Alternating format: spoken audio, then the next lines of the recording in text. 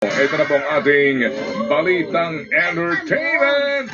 Eto na nga mga kapatid, inanunsyo ang unang batch ng official entries para sa 2025 Metro Manila Film Festival. Nandyan po ang Call Me Mother na pagbibidahan ni na Vice Ganda at Nadine Lustre. Uy, exciting!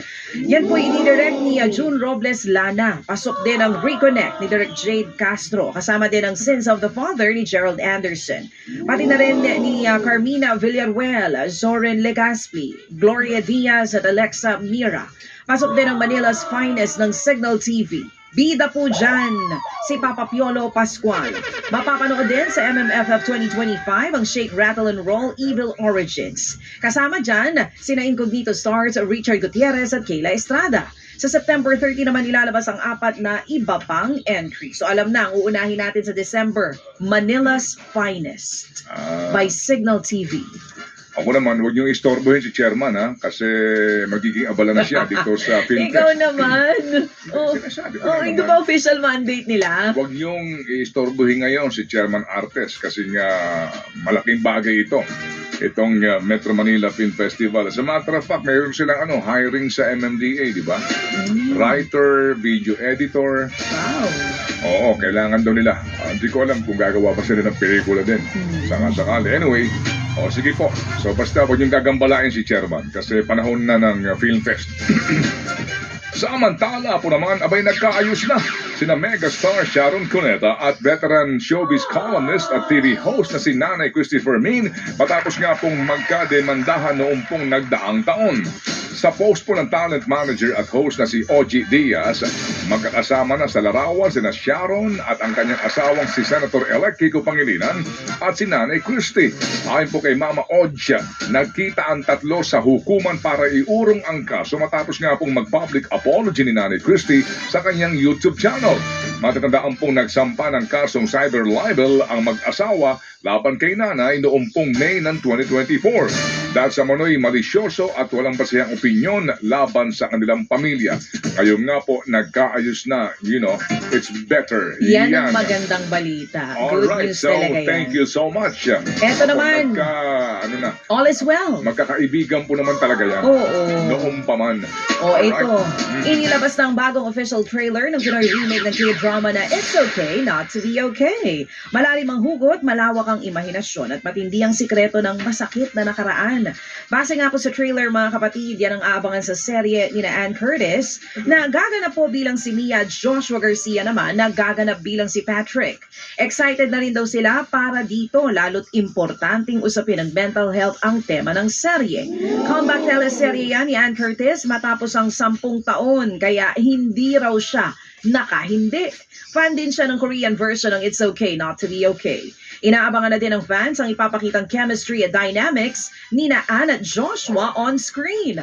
Highlight din sa serye ang iba't ibang magagandang lugar, hindi lang po dito sa Maynila, maging sa Visayas. Mapapanood po ang It's Okay Not to Be Okay sa Todo Max Primetime 5. Dito po yan sa TV5 starting on July 21. Samantala, excited na po raw ang Korean superstar na si Yoon Bin na makadaupang palad ang kanyang mga Pinoy fans. Magdaraos po ng meet and greet sa Pilipinas. Ito po namang si Yoon Bin sa Agosto 8. At ayon kay Yoon Bin, nagpapasalamat siya sa suporta ng mga Pilipino. Sanang araw po ay pa-meet and greet na ito ay masuklian niya kahit papaano ang pagmamahal ng mga fans. Ito po ang unang beses na siya dadalaw sa Pilipinas. Si Yoon Bin. Alam mo itong si Yoon Bin? Close kayo? Hindi ko itong kilala. Ano ka ba yung pinuntahan mo dun sa Switzerland yata? Saan ba yun? Doon sila nag-shoot Crash Landing on You. Ay, yung maliit na pier. Oo, nasabi mo pinipilahan ng mga tao. Sila nagpasikat nun. Ba't naging tourist kasama attraction? tayo doon? Ako ba kasama mo doon? Yes, Ayun, naalala ko na. Hinulog mo nga ako nun eh. Hinulog mo mo ako doon? Ha? Sa tulay? Ang lamig nun. Oo. Lamig Wow. kaya. Oo. Yun sila yun. Sa Crash Landing on You. Tama na, puntahan natin yun. Ngayon meron siyang turnstile. Pero para na siyang MRT. Mm. Alam mo yun, maghuhulog ka Bago ka ng makapagpa-picture. 5 Swiss francs. Tapos parang yung may barandilya para makapasok doon. Wala Tapos nang yan, bantay. haba pipila ka para ka mapagpa-picture lang doon. Oo. Nilagyan na nila pati yung tulay na bakal. Oo. Kasama doon sa di ba? Tulay na bakal. Oo. May bayad rin. 10 francs ang bayad para ka lang makatawid doon sa kabilang banda ng tulay. So, ayun. Sila yun. Ihulog doon eh. Naalala mo? Hindi nga, inulog mo nga talaga ako. Pero ito hindi pa tapos. Hindi mo tapos. Papasok na. Papasok na po sa mandatory. Tayo medyo makulimlim. Kailan? Ano yun? Nung pumunta tayo medyo makulimlim. Hindi ko talaga maalala na nagpunta tayo dyan. Alam mo, I don't know, that kailangan mo was na the chismis. Osteogard? Kailangan mag-Osteogard para pag dinala mo ako daw walang mananakit sa akin. Centrum. Centrum. Kailan kayo sila Centrum babalik? Advance. Kailan sila babalik? Ay, pabalik na. Narinig nila eh. O, ito. Sige. Papasok na po sa mandatory military service ang members ng K-pop boy group na 17 na sina Hoshi at Woozi. Sino? Ayon sa kanilang agency, sa September 15 ang enlistment ni Woozi, nasusundan naman po ni Hoshi on 16. Dahil dyan, hindi muna sila makakasama sa upcoming promotions pero masusubaybayan sila sa mga pre-recorded content. Ito yun. Dito. Ayan. Bakit mag-isa ka lang sa picture? Ikaw kumuha sa Magkasama- akin eh. Ba't wala tayong picture together? Meron dito. Ito. Oo. Tama ito yun. Oo nga.